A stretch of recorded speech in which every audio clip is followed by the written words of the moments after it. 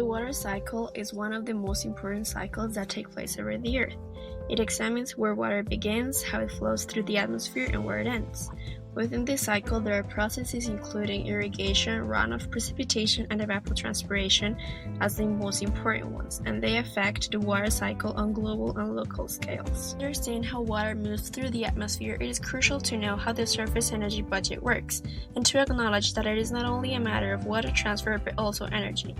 This budget is what drives the thermodynamics of the Earth and balances energy coming in and going out. It includes net radiation, sensible heat flux, ground heat flux, and latent heat flux. Amazonia hosts the largest block of tropical rainforest in the world, about 50% of the total. The discharge of the Amazon River represents almost 20% of total global river runoff.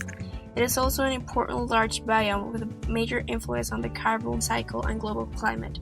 It is the world's largest river system. Even though extreme phases of El Niño Southern Oscillation modulate the climate variability and hydrological regimes over the Amazon Basin, this is not the only mechanism controlling the interannual variability of the Amazon climate. The tropical Atlantic sea surface temperature gradient has a strong regional influence on drought episodes. Within the Amazon Basin, there are distinct wet and dry seasons associated with the movement of the Intertropical Convergence Zone and the establishment of the South American monsoon system. In southern Amazon, the dry season generally spans between July and September, and the wet season spans from January to March.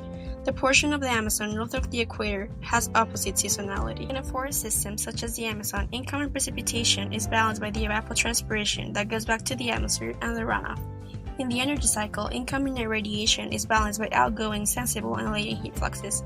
Evapotranspiration coming from the vegetation and land surfaces accounts for. In an agricultural deforested scheme, deforestation decreases net radiation relative to the forested value due to the increased upward lower radiation and albedo. Evapotranspiration decreases because the plants that replace the forest have lower annual mean water demands.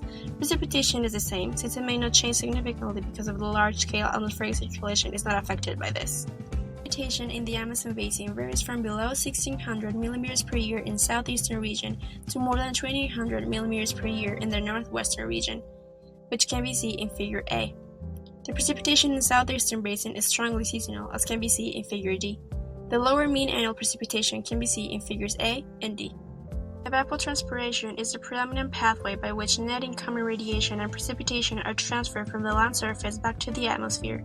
The deep-rooted evergreen vegetation, relatively high leaf area index, generally abundant soil moisture, results in high evapotranspiration rates, which can be seen in Figure B.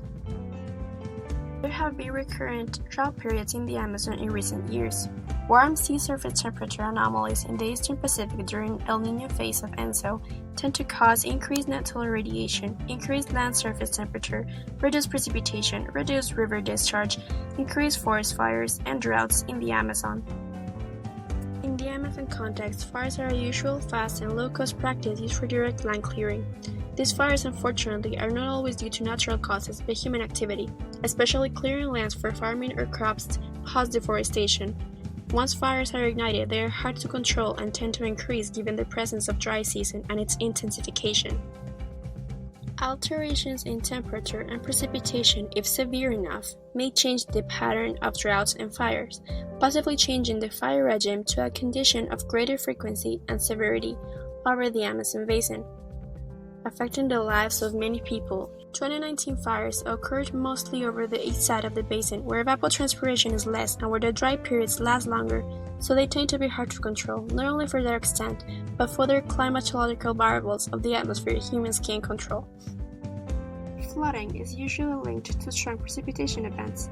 This type of event can be further enhanced by fires, which affect the soil and create an impermeable layer that doesn't allow for water to infiltrate and act as runoff. Anomalously high and cool temperatures during La Niña events are concentrated in the north part of the Amazon and are related to floods. When combining the information from fire occurrence in 2019, as previously mentioned, and the flood probability from a 2019 research study, it can be visually observed that the probability for flooding occurs in the same areas where fire is prone to burn, related to the eastern and